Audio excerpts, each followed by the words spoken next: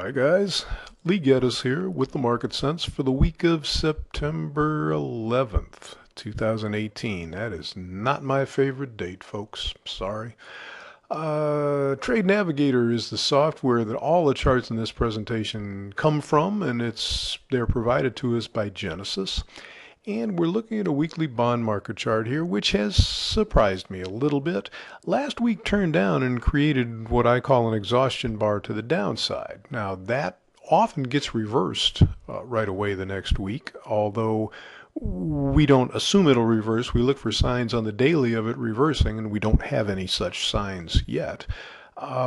The support here is right at 141.28. If that support doesn't hold, then you'd have to assume they're going to test these lows in the 141 area here, if not head all the way down to the mid 138 area and the lows.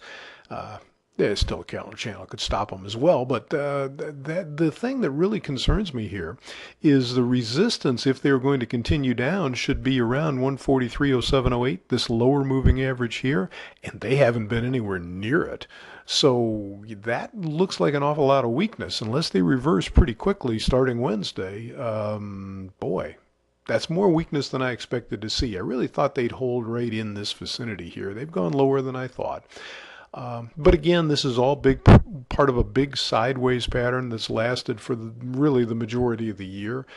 So it doesn't necessarily mean the sky is falling. It is just more weakness than I expected to see right in here, and perhaps it has something to do with Sweden thinking about joining England, running out of Brexit. It's very complicated, but that could be a global debt problem that's creating this.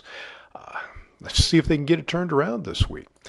Stocks also showed more weakness than I thought, but that was last week.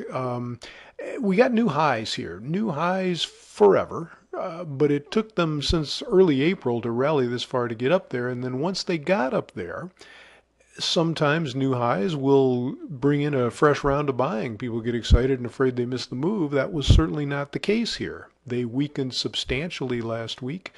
And so this week we're looking at the 2862 area is the lower moving average here. You'd really like to see them hold somewhere in that vicinity. Now the volatility is high enough that we'd probably have to give them all the way to 2850 or so, but that's the area that they should hold, and they seem to be doing so without even getting there so far. The resistance here, that's the green line, middle moving average, 2883, doesn't seem to mean anything. They're just sort of straddling it either way. So the first thing we'd look for them to do is to try the 2900 area again. That's actually just above 2900, but close enough. And if they can get going through that, then obviously the old high 27 or 29 17 18 is the next logical target. Clearly no damage done here, don't get me wrong. This still looks very good, and in fact, if they were to break all the way down to this mid-Keltner channel, which would put them down near 2800, if you just stepped back and squinted and looked at that chart, it'd still look pretty good. That wouldn't be very bad looking chart at all. Nothing negative really there, and so certainly nothing negative so far, except new highs. It's always exciting to see a little follow through to that, and they didn't get that. So you have to be on guard that this possibly could be more weakness than anticipated in this vicinity. But again, haven't seen that yet, and I really think buying, if they show any signs of going towards support, is probably a worthwhile opportunity, because a test of the old highs is at least likely, even if they're not going higher. So that's what we've got for you today. I hope you can find something profitable to get yourself involved.